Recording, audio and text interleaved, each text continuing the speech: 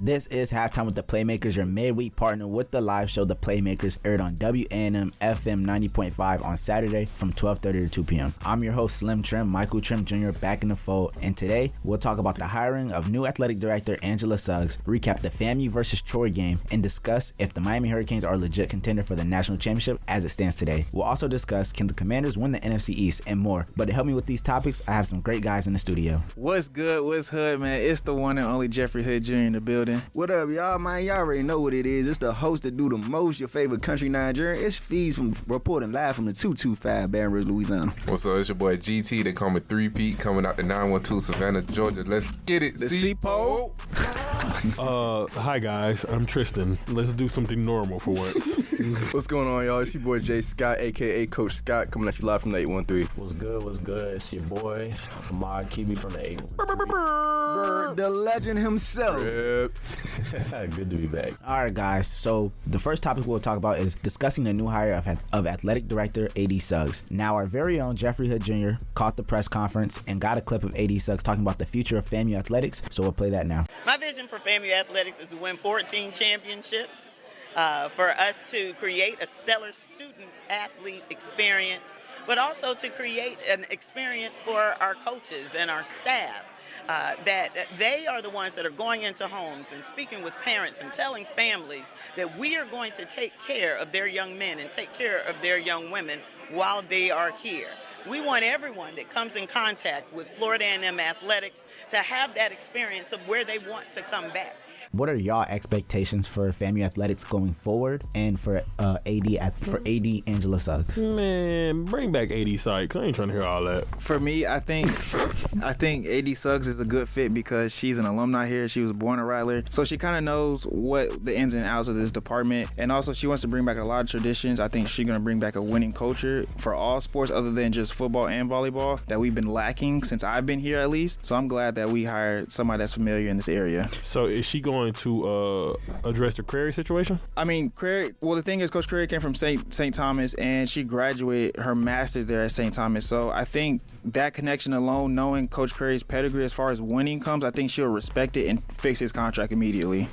For sure. I was there at the press conference with both Jeff and G. What I liked most about her during the press conference is she made an emphasis on listening to all people across the board, so that includes the student body and all the student athletes, which I think is important when you have from an AD, is that they're willing to listen and not just come in and want to implement their own things. Like you said, I believe that she's going to incorporate a winning culture across all sports. Her history with raising money for amateur sports, I think, is also going to help raise money across all sports, especially the ones that have been lacking, like the cross-country team and the tennis team, and a lot of the teams that go underappreciated that still win championships here. You can't say they go underappreciated when they're not bringing in any money to the school. Well, they can if they don't have any support to begin with. That is true. Or exposure. But you got to win. You have to win something. They have been winning. What do they win? The track team last semester was balling. They won the outdoor and indoor SWAC championship. And golf also won the championship too. They won. Wait. Country, what championship did they win? They won. I believe the national championship. They did not win a national championship. They won the HBCU. Yeah, the golf one. It's a difference. They won. No, you got to start. No. You only play who's in front of you. We can't play Texas and Alabama. We have to. No, when we do play them teams, we don't come close to winning. Yeah, but we can't compete. We can't compete for a national championship in their league. We're not getting no money for that. There's no money coming into that. Wait. That's like you trying to compare apples. Hold on, wait. Let G talk. I feel like Tristan. I know you're a very critical person, but I feel like you're being very unfair right now. And when you look at them teams like Alabama, a team that you like, and you look at the school that you attend, FAMU, those the resources ain't there. Can't even educate itself. What do they have that we don't have? They have the support from boosters and the support from the AD, allowing them to raise money that goes towards not just the football team, but to other sports as well. So all athletics. Exactly. That's so why. If we have an AD but not even that. That is why FAMU have to play money games, bro. But not even that though. Even when you go to those big schools, they don't have the golf team. They're not talking about the golf team. Yes, they have support, they have funding, but they don't have this big lump sum of funds. Like that's not real. No, they don't. Country. Yes, they do. If you go to LSU, where does most of the money in their athletics go to? Name the 3 programs where most of their money come from. It goes to football, basketball, and what else? In the tie between gymnastics and baseball. Yeah, exactly. But the thing is, every school is different. If your school is winning, they're you gonna just proved my point. Bro, I literally just said they're not putting money into golf like that. They're not doing that. But golf is winning, though. I understand what country's saying. That's the thing. Like, they put money into basketball, and basketball is not winning. Like, that's where they're gonna get most of the money back from. Ain't nobody going to no golf match, country. Bro. Let's call it what it is. Ain't nobody going to no cross-country match. You're not getting money back from these events. Let's call it what it is. But the thing is that you're trying to make, but you're changing what we're talking about. You're trying to discredit a championship because you're making it seem like, just because I'm not going to discredit the championship. They won a championship. Whatever. It's cool. I'm talking about where are we getting the most money from? We're getting the most money from football and basketball. Okay, that's correct. And probably baseball and softball, right? Because we don't have a gymnastics team. They don't charge for baseball and softball games. So, fellas, this is what I'll say. Going back to the actual question at hand, talking about the hiring of our new AD, got a little bit sidetracked there. I do feel like AD Sykes was a great AD, and so I think with this new athletic director, I think that she will bring in a different type of culture that we didn't see with AD Sykes, just because she's already been here, so she knows the pedigree of like what it takes to lead an athletic department. However, with that being said, AD Sykes didn't even get real time to really implement a lot of the things that she wanted to implement. She had a lot of great things, and we were on an upward trend in a lot of different things. Our basketball team, from a women's standpoint, was actually on an upward trend. Our football team was always going to be good, our football team that is, and then our golf team was on an upward trend, along with volleyball and the other track and field as well. So this is my thing. If you're going to hire a new AD, that's fine, but you have to ask yourself the question is, how is the clock, and what I mean by clock is, how long is the clock going to be? How long is the timer going to be? Because if you ask me, I feel like we still should have had AD Sykes as our AD, just because she still had a lot of things that she didn't even get to implement. So, Kibi, I got a question for you. Because you just recently graduated from Florida Agricultural and Mechanical University. You started here. What is the tradition that, because I just got here, you feel me? What is the tradition that I'm not seeing that y'all had before? Because before I got here, FAMU was not winning in football. They was getting ran through by Bethune like almost for the pack. Like, it was like a 9-year game winning streak that that Bethune had on FAMU. So what is the tradition that I'm missing? Because from my standpoint, FAMU just started winning recently. So the tradition that I mean is just like how things are handled from a business standpoint of things. Not even really necessarily talking about the sport, because the AD don't play a sport. Like, the AD oversees all of the athletics. It's how you market each and every athletic department, whether that's football, basketball, cross country, track, volleyball. It's how you market all of those teams to elevate the overall look on the athletic department. So what I mean by culture is, I mean by like, hey, like, we have a winning attitude. We have an attitude of like, hey, we're gonna accomplish this and that. We want to increase like ticket sales for different sporting events, because again, the only events that get charged money, to my knowledge, are football games and basketball games. So that's a problem if you're trying to get up there as far as like the other schools that play D1 sports. You know what I mean? Yeah.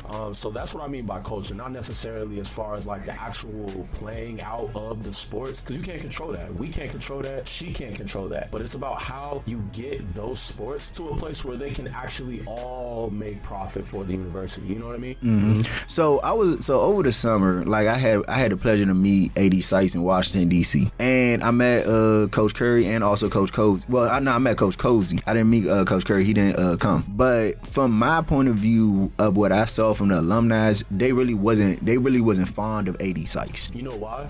Because she, to a certain extent, and this is my last point, AD is supposed to come in and do two things. One, do everything that I just previously spoke on. Yeah. And two, they're supposed to have a backbone. You're not supposed to bend over backwards anytime an alum has a problem with something. Yep. I think that's what separates our alumni from a lot of different alumni. And all alumni do it. So let me put that disclaimer out there. All alumni want to have a say so. Florida State does it too. But the difference is they don't mind having somebody with a backbone that can say, no, I want to do this, because again, that's what what you bringing an AD for? Why waste all that time and go get her from wherever she was before and bring her here and have all these expectations, let her speak all the stuff she wants to do in a press conference? If at the end of the day, you just going to whine and cry about it. You know what I mean? Yeah. And that's what that comes down to. I think And also also- what you miss out on when the handling of Simmons, I think that left a sour taste in the alumni's mouth. They wanted to do everything they possibly could to keep him. I think everyone with a brain knows that Simmons was out. I think he wanted to leave the year before. I just think he didn't get the offer he wanted to.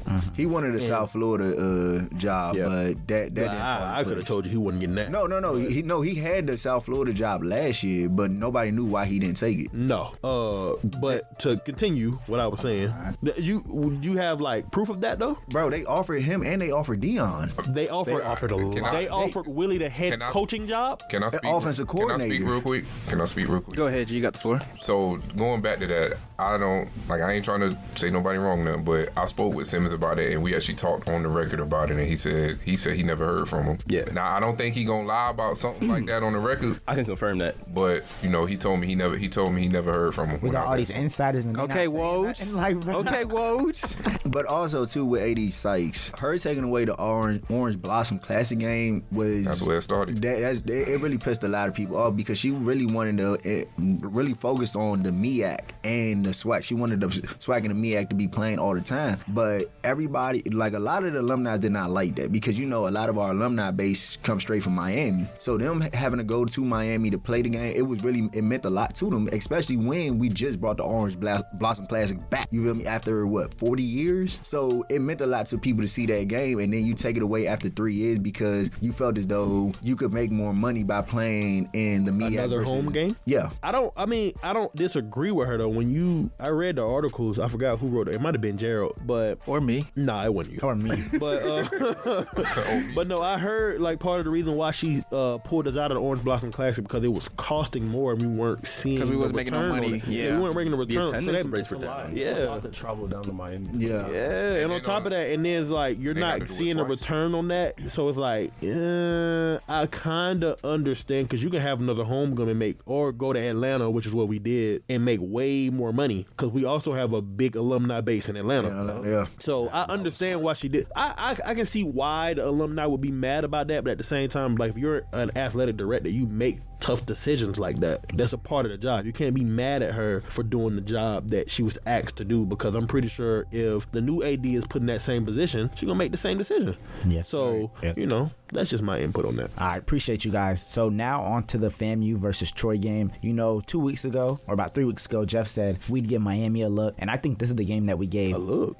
Yeah, he said we. Hey, I said a look. I stand on it. We gave Troy a look. Gave him a look at the coin toss.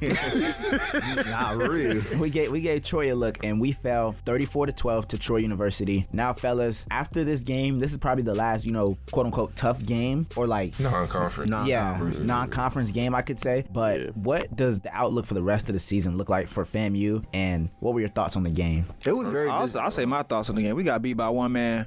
Yeah, number 7. Devontae Ross. We got beat by one man. He had 3 tuds. I'm gonna be real. 3 tutties. I'm gonna be real. I Set a was. record, right? Yeah, it was like the longest pass play or something like that. 229 receiving yards. But look here, man. That's terrible. But look here, man. I was at the game, and that game made me very upset.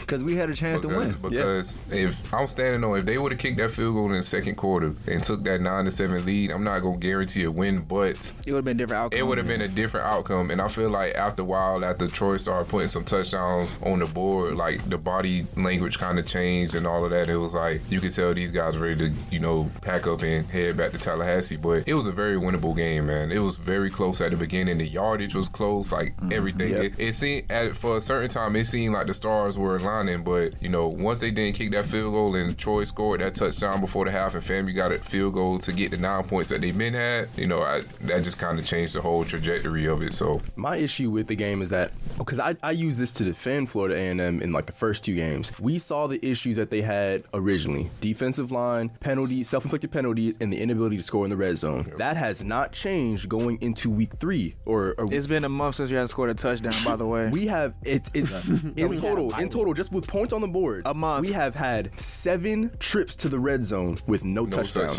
And that's just on field goals scored. So there's at least 3 to 4 other drives where we came away empty-handed because either we missed a field goal, we had a penalty, or we got pushed out of range. So I'm not seeing the growth on that side of the ball. I think defensively, we held strong in the first half. Second half, again, those points started adding up, and when you get behind and body language gets down, momentum of the game switches, and they took it from there. But on top of that, the rushing game is irrelevant. We look like Florida State. That's what I was about to We look like Florida State, 55 rushing yards in a game. And I also, terrible. Like, I'm glad you brought it up because I wanted to talk about Mr. Preseason All-SWAC, Mr. Kelvin Dean Jr., who 10 has carries for 20 yards. 119 yards on the season. Yeah. No touchdown. I mean, he had one that got called back against Troy, but my thing is, if we're gonna win the SWAC, we wanted. Don't get me wrong, a big part of our game was play action. Yeah. So we had a running game. But you can't set up a play action. You can't set up a play action without no running game.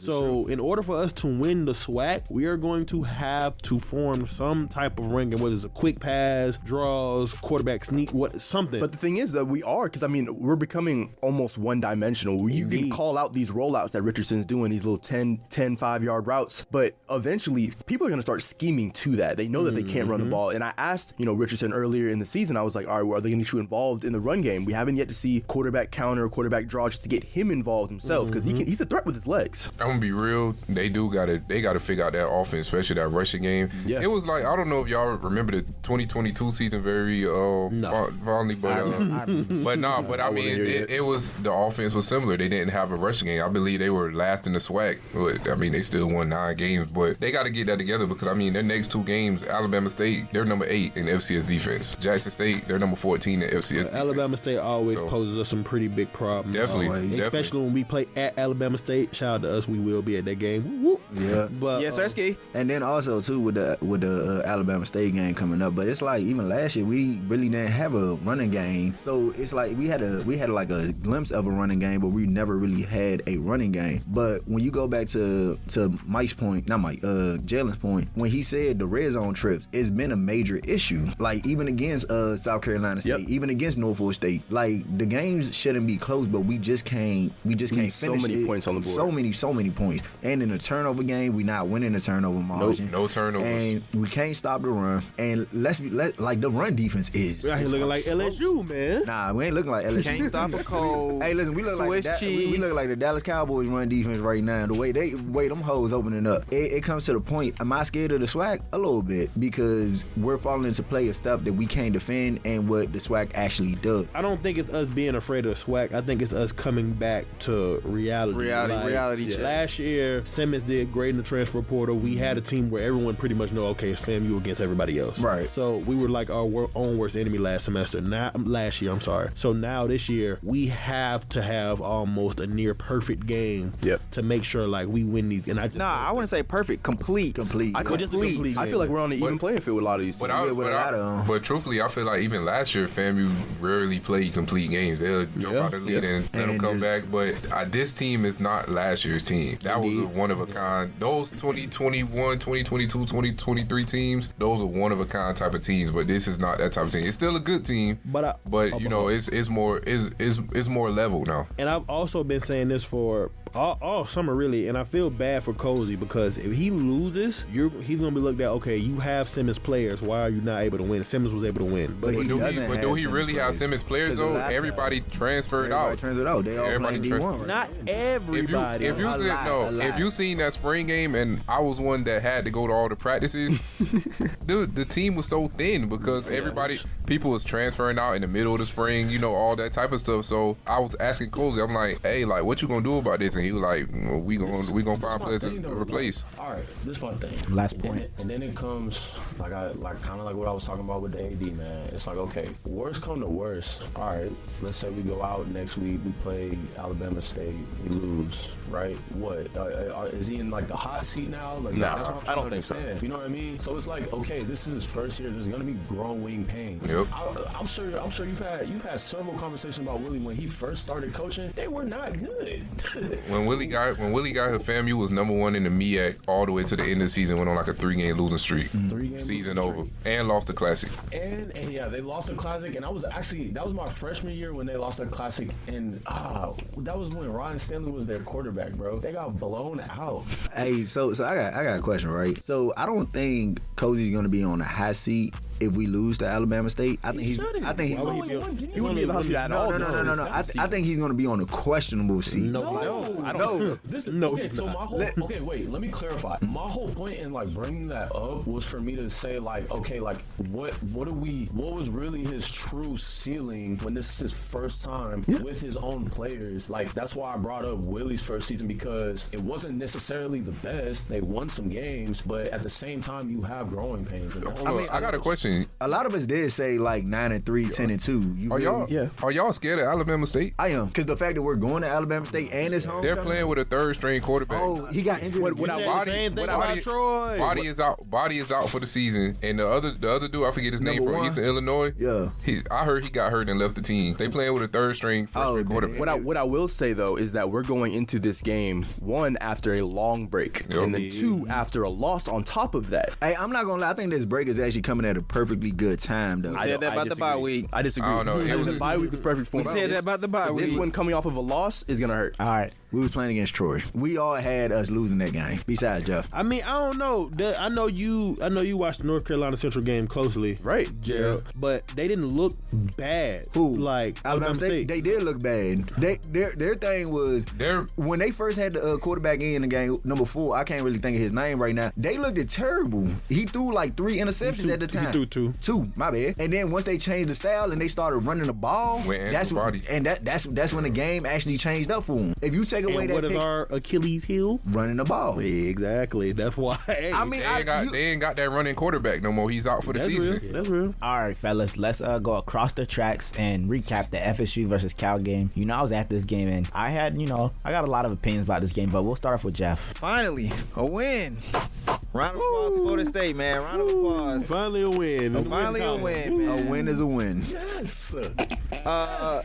DJ looked questionable, but when he was comfortable at certain possessions during the game, he showed up. I mean, he looked comfortable at points. Really? At points when he was comfortable, he did show up. Yeah, I think he did. I think he looked poised. He went through his progressions very well. Now but some things, but some throws and decisions he made were questionable too. I'm not saying everything was just flawless. He looked good. But this is the best game I've seen him play this season, though. That's not saying too much either. Right. It's not. Because it's the best game he played all season. They only scored 14 points. Right. Yeah, and that's alarming. 14 points. I would say one thing that a lot of us is not giving credit to is the Florida State defense. Yes. Because these games could get out of hand so badly, but it's like, what are we giving credit for? What are we giving credit They had 100+ rushing yards each game before this one. I'm not giving them credit for that, bro. They at least they're keeping the game close. I'm talking about this game specifically. I think I'm still not giving them credit. If this game, No, I'll give them credit for a win. Like, about time. if this game was played on the road, I think they would have probably lost it, because the crowd played a big factor, and also having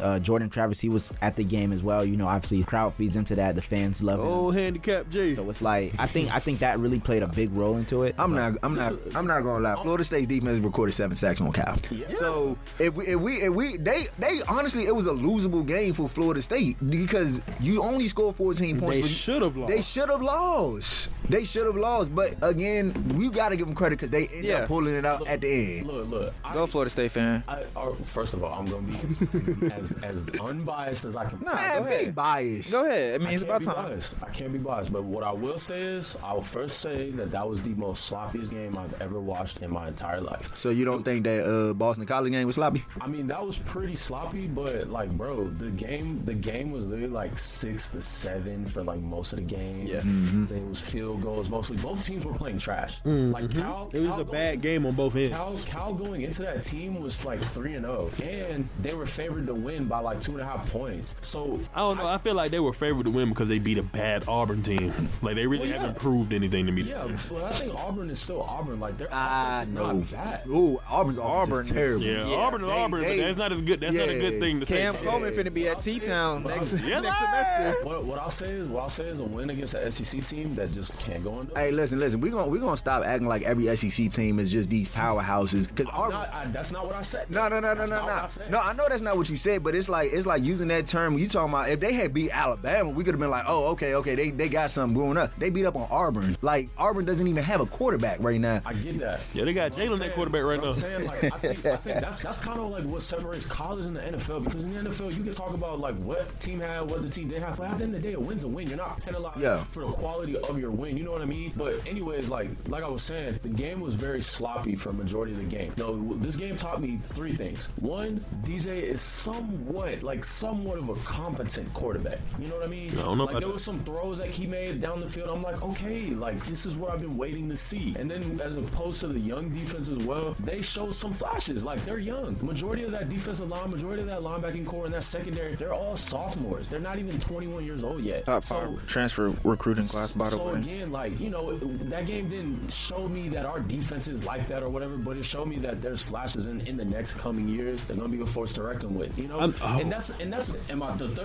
The third thing that this game taught me is that when you have teams that use a portal so heavily, like Florida State, you're gonna have some times where they're so great. And I'll say this because like this is probably me being as unbiased as possible. I'll go back to the last season, our 2023 season. All our transfers, it just clicked. It was working. Like we were flowing on all cylinders. But then you have some seasons with some teams where it's like, dang, like they don't truly have an identity. And this team this year, they just do not have an identity right now. I'll combat that and say with the transfer portal, first of all. Last year when y'all got a couple of good players out of the transfer portal, it was a few good players that y'all can plug and play, and it worked. Y'all didn't almost exclusively go to the transfer portal. Y'all already had a quarterback. Y'all already had a good running game. The defense was already there.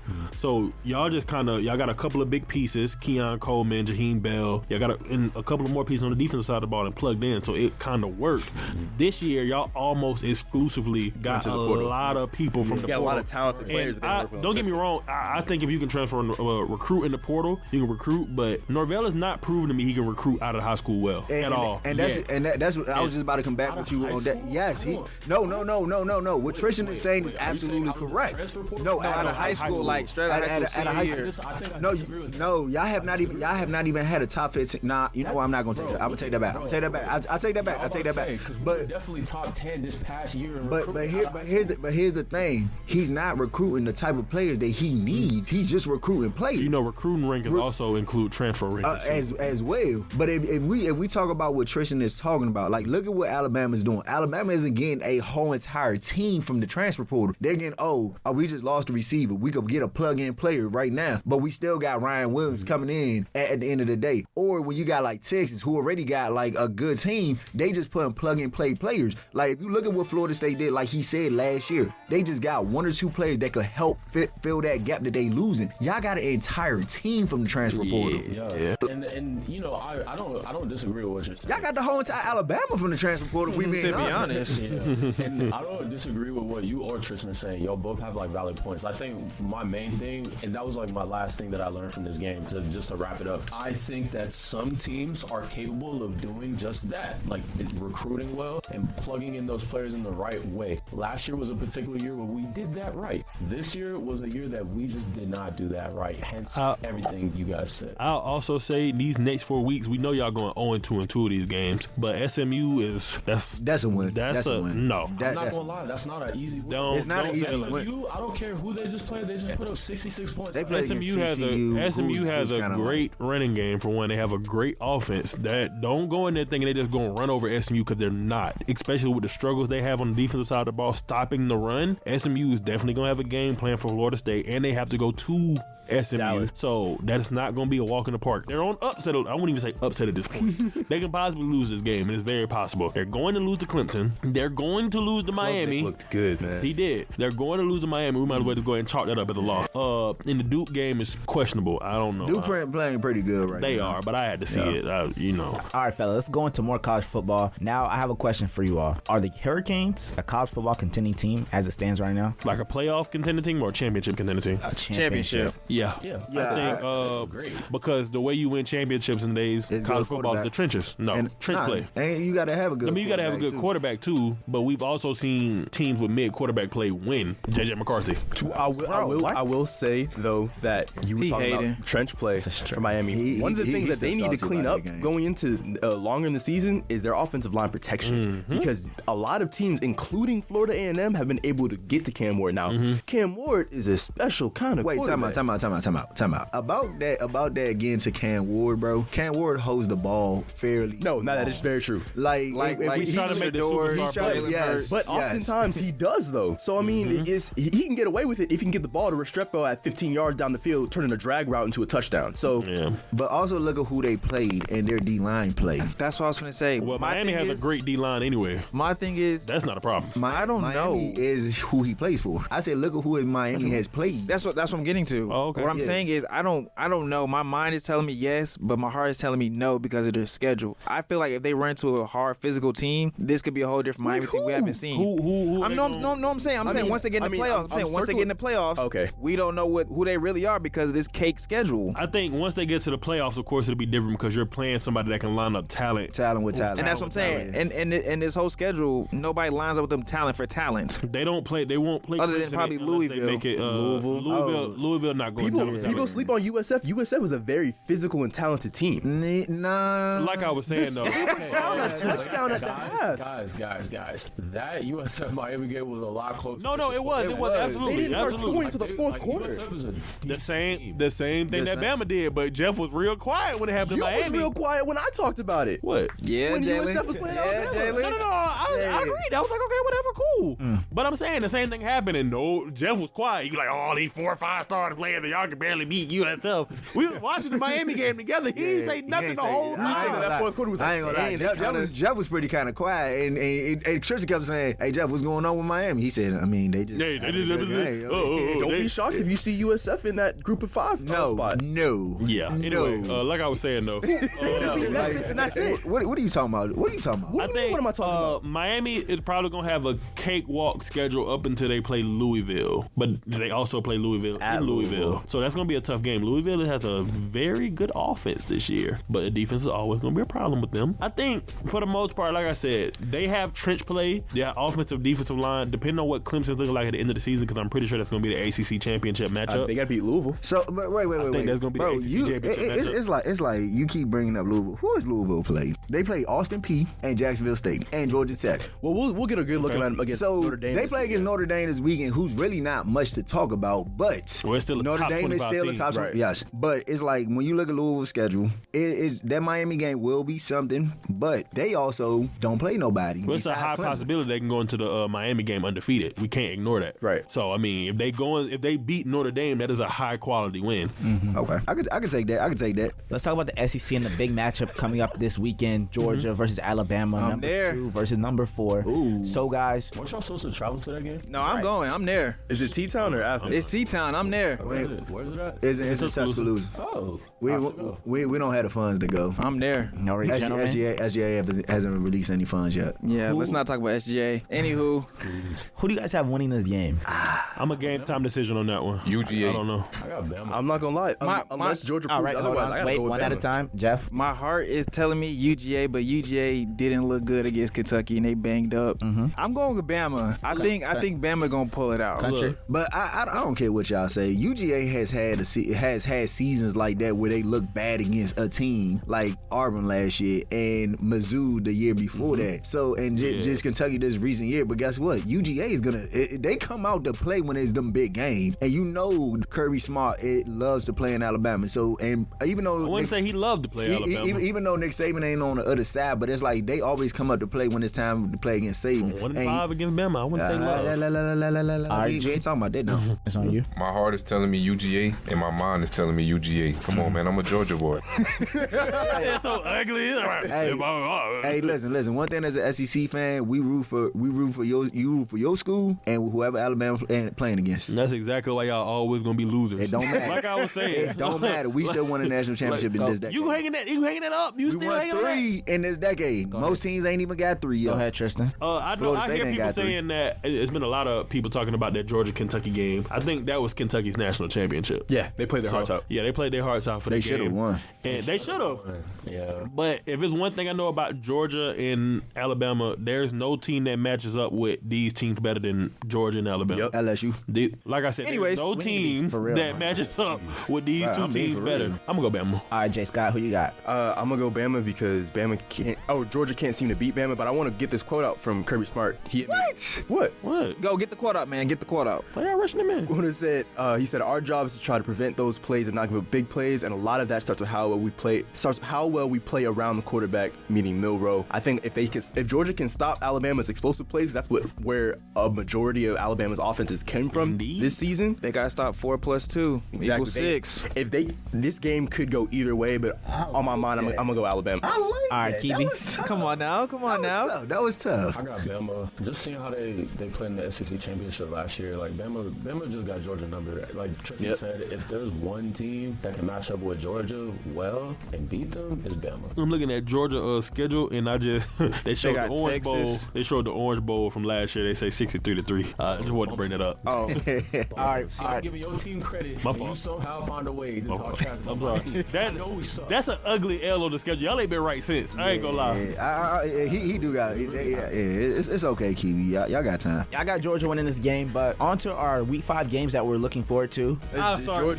I want to see SMU versus Florida State because I want to see Florida State lose again. I can't stand them. After how they acted after the playoffs, I want to see them lose every single game if possible. I can't stand y'all, bro. The worst fan base in America, easily. So crazy. They not the worst fan base in America. The worst fan base in America is Auburn fans. Like, I don't even know. Like, you got to be really sad and pitiful to be an Auburn fan. Like, you're literally a walking doormat to a school that's in the same state. Florida fans, too. I mean, Florida has a reason why they should be fans because they actually have been winning in this decade, unlike Auburn. But For me, it's between two teams, well, 2 games actually. Kentucky versus Ole Miss. that was my game. Because Kentucky just played their hearts out, and I want to see if they can repeat that against Ole Miss and get an upset. And the second game is Colorado versus UCF. I think that's going to be very interesting. That is going to be interesting. I got one. I actually got 2 games because I don't really think this team is as good as everybody's making them be. I don't think Penn State is really that good. Dang, country. My bad. But take everybody game. Because we just know ball. Cause, I'm about to say. Nah, y'all just in the booth first. But nah, I got that Penn State versus Illinois game. I think Illinois is actually gonna pull this game out. Is it the Penn State white game? No. I think that's against that's against Ohio State. Ohio State. Okay. I think that is. But so since it's not that, I got Illinois in that game, and that Georgia versus Alabama game. Besides that, we talked about that already. And I don't know why, but I feel as though hear me out. I'm about to say something actually ridiculous. Country, if you take my next game, bro, I'm about to be pissed off. What game? Go ahead, say it. Go ahead. I think Oklahoma gonna lose. I was just gonna say that. I was just gonna say that. I was think Oklahoma gonna lose to Auburn? I do. I got money on it. How much you want to put Jackson on it? Arnold just got benched. No, I don't care who got benched. I got Oklahoma. How much money you want to put on it? Who you got bench for? I forgot the backup's name, but he got benched for a backup. Yeah, freshman. He's a true freshman. Because it's like you watching Oklahoma play, they really look bad on both sides. No, besides defense, but Oklahoma's offense is terrible. Auburn isn't good either, but it's like that's one of them games you gotta watch, and it's like Oklahoma has not had a welcome to the SEC yet, and I think they about to get a rude awakening on the road. They just got their awakening. Yeah, that was Tennessee. I can't say that. They made Nico look very human. So Nico for Heisman. That's over. That's over. Yeah, you might as well hang that one up. Strip sacked about hang that one up, buddy. Yeah, that's progress. But yeah, their defense is legit, like very legit. Who, Oklahoma? Yeah. Their defense is legit. It's their offense, but that's been Brent Venables' issue since he got to Oklahoma. We also know who doesn't have a good offense at all, and that is Auburn. So that is true. So that's why I say it's an interesting game. Like if you look at it right, Auburn has a good defense too. So when they played against Arkansas last week, they had 6 turnovers, 4 in the first half. Where they play at? They play in Auburn. It's at Auburn. Yeah. It was at Auburn. They finna beat the logo off the field. Wait. You asking what game against Arkansas? Where was that at? What Oklahoma and it's at Auburn. It's at Auburn. G, what about you? I'm gonna say the Colorado and UCF game. Mm-hmm. I know Mike happy about that pick. Early game, Deion returned to Florida. UCF got out anyway. It's gonna be a battle of offense. I think it's a chance that can be a very high scoring game, and we already know about Travis Hunter and what he can do. Whose offense can put up the most points? I also think UCF has some sleeper athletes. They got some speed That on running that back? team. Yeah, they do. They're running back. Johnny Richardson. Yeah. Killer. All right, Jalen, who you got? I'm gonna go Oklahoma State, Kansas State. That's a good game. I think that's gonna be a great game. Kansas State just got a rude awakening from BYU, so They put what they do, Jeff?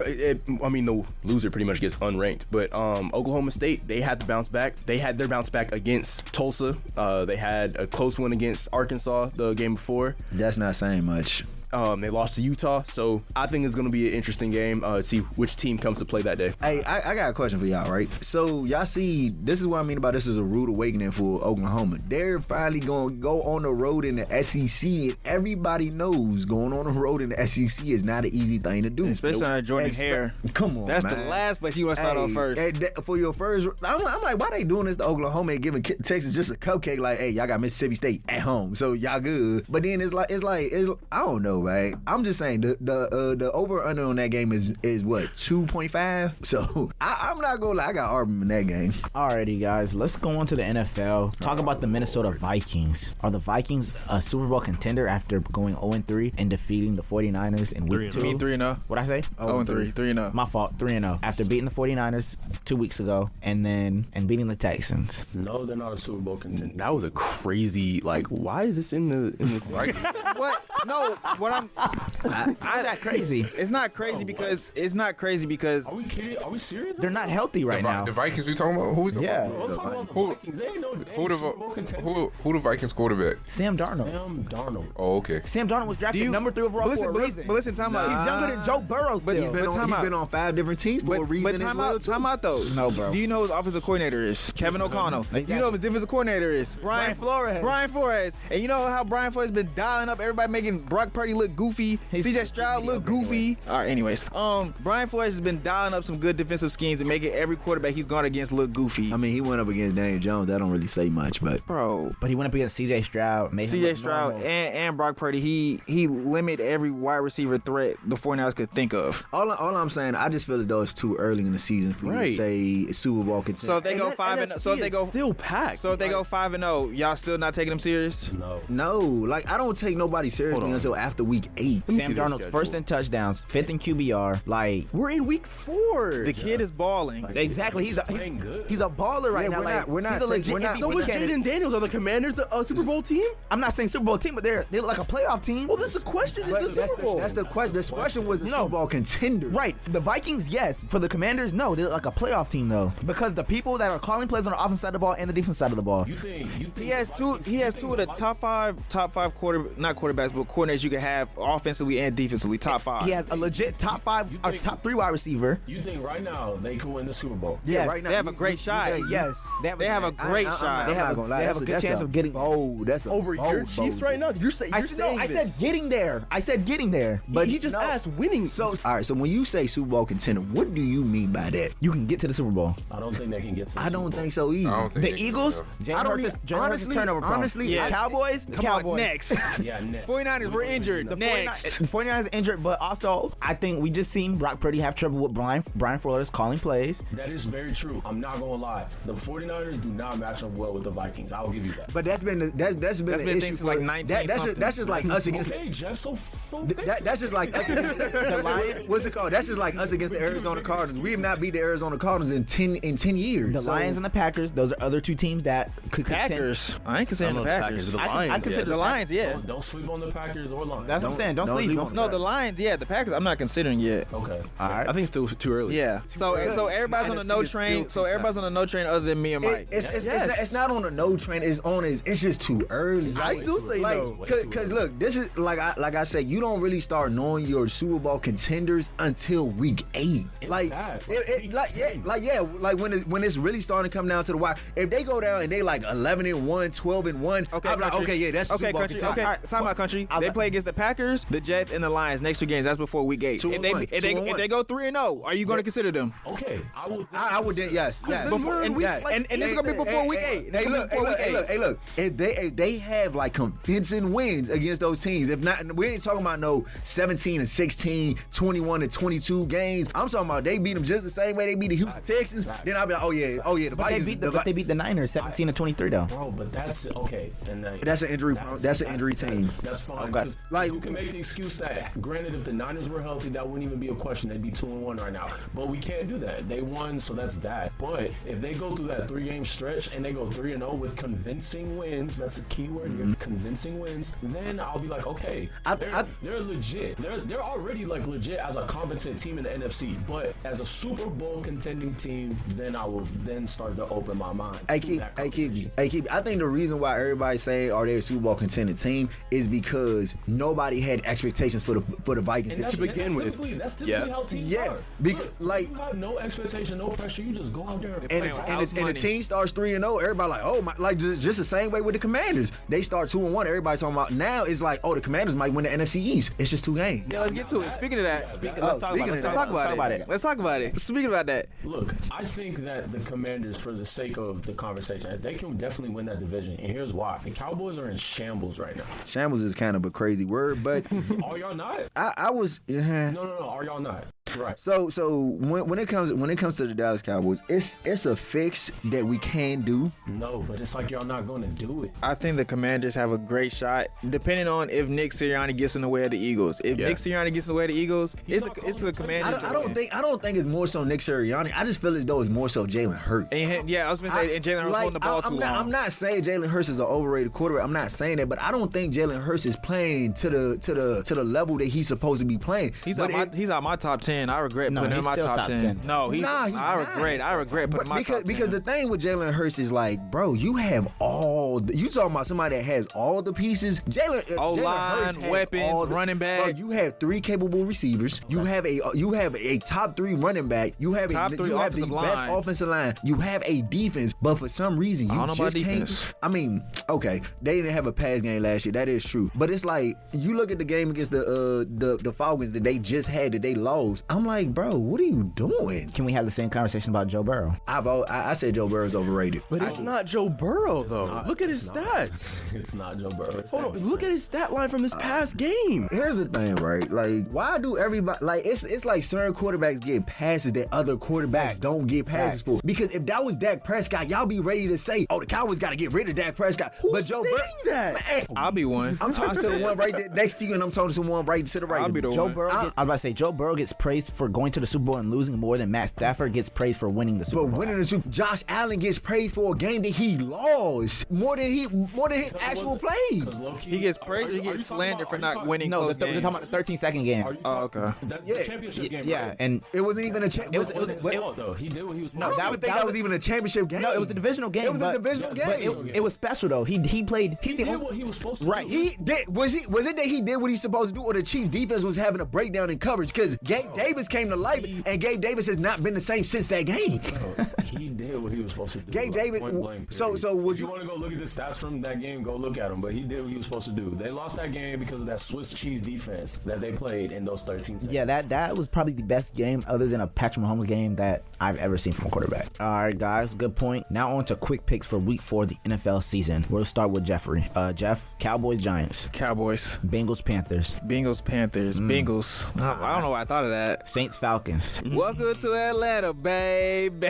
I'm taking the Falcons. Bro, yeah, the Falcons. Y'all gotta win, bro. Jags, Texans. Texans. All right, Broncos, Jets. Jets. Vikings, Packers. Vikings. Steelers, Colts. Steelers. Rams, Bears. Rams. Eagles, Bucks. Ooh. Bucks. Patriots, Niners. Niners. Commanders, Cardinals. Commanders. Chiefs, Chargers. Chiefs. Browns, Raiders. Raiders. Bills, Ravens. Ravens. Seahawks, Lions. Lions. All right, on to you, Kibi. Hey, wait. Wait. I ain't gonna lie. We gotta keep record of this so we can see who got the best record. Who no ball? Yeah. Who no ball? We gotta record this later. Hey, I'm about to say. I'm gonna write it down. I'm gonna write it down. All right, Kibi, Giants, Cowboys, Bengals, Panthers, Saints, Falcons. I got the Falcons only because I hate the Saints more than I hate the Falcons. Jags, Texans. I'm gonna go with the Texans. The Jags are on a sliding avalanche right now. Broncos, Jets. Trevor Lawrence is a bust. That's hard for me because the Broncos just put the brakes off us. So, but I'm gonna go Jets. Vikings, Packers. Vikings. Steelers, Colts. Steelers. Rams, Bears. Rams. Eagles, Bucks. Bucks. Patriots, Niners. Come on now, stop. Commanders. Stop. Commanders, Cards. Commanders. Chiefs, Chargers. I like the upset. I got the Chargers. Okay. Browns, Raiders. I got the Raiders. Bills, Ravens. Bills. Titans, Dolphins. I got the Titans. Seahawks, Lions. I got the Seahawks. All right, Jay Scott. Cowboys, Giant. I'm gonna go Cowboys. Saints, Falcons. I'm gonna go Falcons. Broncos, Jets. Jets. Steelers and Colts. Colts. Bengals, Panthers. Bengals. Jags, Texans. Texans. Vikings, Packers. Vikings. Rams, Bears. Give me the Bears. Eagles, Bucks. Bucks. I asked you that already? No, just obvious. Patriots, Niners. Niners. Commanders, Cards. Commanders. Chargers, Chiefs. Chiefs. Browns, Raiders. I actually want to go with the Browns here. Bills, Ravens. I'm gonna go Bills. Titans, Dolphins. I'm gonna go. I'm gonna go Dolphins. Seahawks, Lions. Lions. Hey, Kiwi. Just to let you know, Justin Herbert is a game time decision for Sunday. Mm-hmm. I know. I've seen. Oh, okay. I didn't know if you wanted to change your pick because of that. Nah. Okay. Cowboys and Giants. I'm on Saturday. I'm gonna go with the Cowboys. Bengals, Panthers. I don't really have much of an expectation for us this year, but my bad. Go ahead. Bengals, Panthers. I'm gonna go with the Bengals. Saints, Falcons. I'm gonna go with the Saints. Jags, Texans. 6. Broncos, Jets. Jets. Vikings, Packers. Packers. Rams, Bears. Rams. Steelers, Colts. Steelers. Eagles, Bucks. Buccaneers. Patriots, Niners. I'm gonna go with 9. My bad. Commanders, Cardinals. Cards. Chargers, Chiefs. Chiefs. Bills, Ravens. Ravens. Seahawks, Lions. Seahawks. Titans, Dolphins. Titans. Browns, Raiders. You said Browns, Raiders? Yeah. I'm gonna go with the Browns. I was surprised you took the Titans over the Dolphins. The Dolphins don't got a quarterback. The backup They have Will got Levis, injured too. so it's the same difference. It's like me and Mike going at a quarterback. G, Cowboys, Giants. Cowboys. Bengals, Panthers. Bengals. Saints, Falcons. ATL, Georgia. What it do for you? Bulldogging like the Georgetown Hoyas. So hard to support. Jags, Texans. Texans. Vikings, Packers. Packers. Broncos, Jets. Jets. Steelers, Colts. Steelers. Rams, Bears. Rams. Eagles, Bucks. Eagles. Patriots, Niners. He looking too. He said I swear, that. he's a hater. You said who? Patriots, Niners. Oh, 49ers. Chiefs, Chargers. Chiefs. Commanders, Cardinals. I might end in the top. JD5, man. I'm gonna say the Commanders. I was about to call them the old end. No, the Redskins. Browns, Raiders. Raiders. Titans, Dolphins. Who playing quarterback for the Dolphins? Skylar Thompson. Actually, he might be out too. Oh, that's the one that came. He's out too? I think so. That's what I was saying. Oh, I thought That's why I said it's me versus Mike dueling it out of quarterback. Hold up. Even if he wasn't out, I was Hold on, who they playing against? Titans and I'm Titans, gonna Dolphins. say the Dolphins. Okay, Seahawks, Who Lions. gonna get Tyreek the ball? He gonna run. He gonna Wildcat. He I can throw in the ball. He can go for 70 yards. They gonna be running direct snaps. He gonna run a Wildcat. Seahawks, Lions. Seahawks, Lions, Bills and Ravens. Ravens. Alrighty. Well, that's it, fellas. Now on to, our favorite part of the show, shout-outs. I'll start, first got to thank my Lord and Savior, Jesus Christ, for blessing me with all the talent and capabilities that I'm able to do and stuff like that. Talent is crazy. One of one right here. Yeah, true. But, always got to thank the guys, for another great show. Got to thank my family. And yeah, on to Jeff. I want to thank my Lord and Savior Jesus Christ. Shout out to the guys in the studio. Y'all be safe. Shout out to Ahmad Kibi, Mr. 813 back, man. OG. Glad he's back healthy, positive spirit at his new spot, the Tampa Bay Buccaneers. So other than that, man, let's keep going. But it's your favorite host, the one that do the most, favorite country Nigerian fees. But I just want to thank everybody in the building, man. I just want to keep thanking y'all for the opportunity. My man, my mentor right there, Kiwi, who gave me this first opportunity. Just got to thank him. Welcome back. And we gonna keep doing it big. Keep showing you why you gave us what we did, because we finna take over, man. J School the best school. Yes, sir. Hey, man, first off, shout out to God, man. Shout out to y'all boys for having me on here. Shout out to everybody at the crib in Savannah. And, wish for everybody's safety, during this weather we about to get. Shout out to Ahmad, for coming on today, man. Flight Brothers in full effect again. You got that all white fit ready? Yeah, I got my all white fit still hanging up. And, man, right now, my favorite number is 80, but it's not because of Jerry Rice. It's because I got 80 days to graduation. Hey! Okay then. I'd like to thank God, man. Thank the guys in the studio, especially you, Mr. Kibi. Appreciate you coming back. Everybody stay safe during this hurricane. You know, and make sure you got everything, batteries, chargers, all that good stuff. Yeah. Hey, food. Don't forget food. I'm about to say, food gonna start doing it. Hey, Get y'all some raviolis. who's still gonna be in tell his? Me. I'm gonna thug it out. First and foremost, shout out to God. I thank him for everything in my life. Being able to come back safe and sound in Tallahassee to see the guys, man. I'm proud of y'all boys too. Shout out to you guys. Each and every one of y'all, Jeff, G, my boy, Country. Damn. I'm proud of all of you, even you too, Jalen. You making great strides, man. Appreciate it. And Trim, don't think I forgot about you either, young boy. I'm proud of you too, man. I love seeing like the show going on like while I'm not gone, and like I've been listening to the episodes and listening live to the live show too. And I might not always say everything like, or I might not say anything at all when I listen, but I see the work y'all doing. Y'all continuing to mold, and it's even better than how it was, and that's how it should be. You know what I mean? So just keep that up. Shout out to WANM, shout out to FAMU. But yeah, that's all I got, man. Until the next time I see y'all. Peace. Yes, sir. Thank you, guys. Halftime with the Playmakers is produced in the studios of WANM-FM 90.5 in the School of Journalism and Graphic Communication at Florida A&M University.